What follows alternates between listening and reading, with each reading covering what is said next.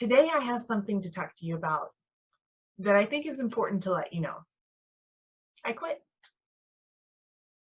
Yeah, I quit.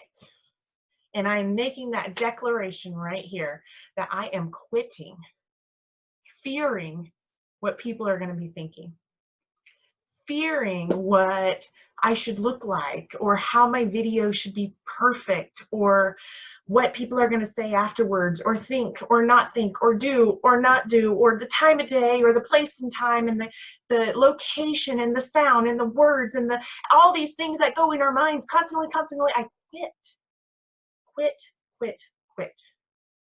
And in this moment, when we are at the week of letter Q, I hope that you question what you need to quit to make your life better. Because I'll tell you what, quitting a lot of the things and a lot of those fears that I lived with, both things that I could see and things that I could feel, is what has better equipped me to be able to do things like the Hope Project, to work with amazing people like you, to love children, to love my family, to find more joy in the gifts I was given to share with people. And I hope and I pray that we can make that quitting declaration together, because quitting is something that almost takes practice and support to be able to bring up our ability and desire and awareness of what we need to quit to become those awesome, cool people that we were created to be. I mean, I could sit here and say that I'm going to quit working out with this awesome thing. That's not going to be a challenge for me. It's not going to be hard at all, because honestly, I think I use it more of a prop to do these shows than to actually exercise. So quitting has to entail a desire and really a declaration of something that is already in our life that we want to stop.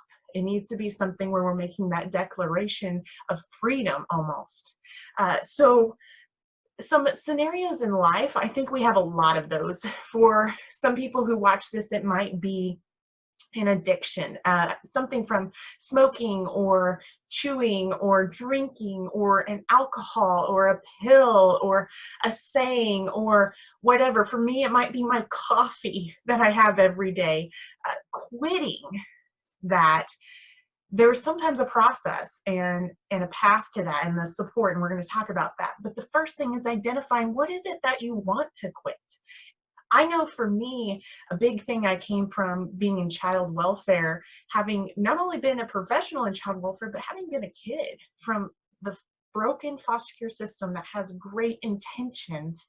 I remember one of the first things I said as a spouse and as a parent is, I quit not getting support when I need it, because I refuse to make decisions based on my vulnerability that's going to hurt another person. I'm going to find help. I quit resulting or turning to substances that could hurt a person, like it did me from my parents, from one of my parents that was really into the addiction. I quit sacrificing my well-being to that. I'm going to instead talk to somebody. I'm going to find a support system.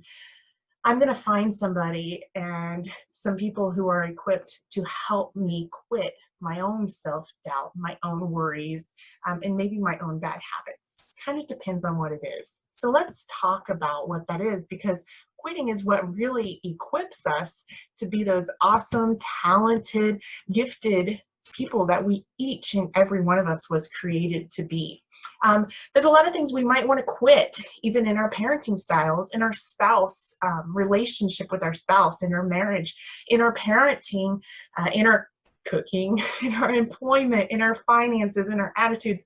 And I hope that you feel comfortable sending me an email. Send me a question if there's something you're like, man, I really want to quit this and I need some guidance. And I, as a consultant, can work with you on that, because I think there's some great things that are equipped within us to come out of that. Quitting is really something that can result in freedom. There's a negative connotation to that word, like giving up, but sometimes there are great things for us to give up. And don't forget that about yourself, that there are things we are needing to give up. Quitting occurs in a lot of different ways. Now, some of us, we're going to sit here and say, whoo, I'm quitting and I'm done. And I have some family members, they drop that thing of cigarettes and they're done. They don't have another smoke. There's others that it is a challenge every single day. And there's a lot of support and system that's needed. Quitting occurs differently to each of us. Quitting entails a process. It needs first an idea. You have to have the idea. I have to have the idea that we want to quit. Then we have to have a will to quit. We have to have a motive and a reason that we want to quit something. And then we have to give it our attention and our focus. So it has to become a part of our life. Quitting really is a complex problem, or maybe not a problem, but more of an opportunity to change something. Quitting also allows options to add something. When you let something go, you now have the freedom and opportunity to add something in. For instance, in healing, when I was able to quit worrying or reminiscing in my old days and my experiences in trauma through a lot of support and a big process, I was able to add in some freedom and some joy and some support for others through quitting and opening that same door. And then you have to kind of think about, the old saying, winner, winner, chicken dinner. Maybe it's all perspective that a quitter can make a chicken dinner too. Sometimes it equips us with the parts of a recipe to do great things by letting go things so we can let other great things in. So who knows?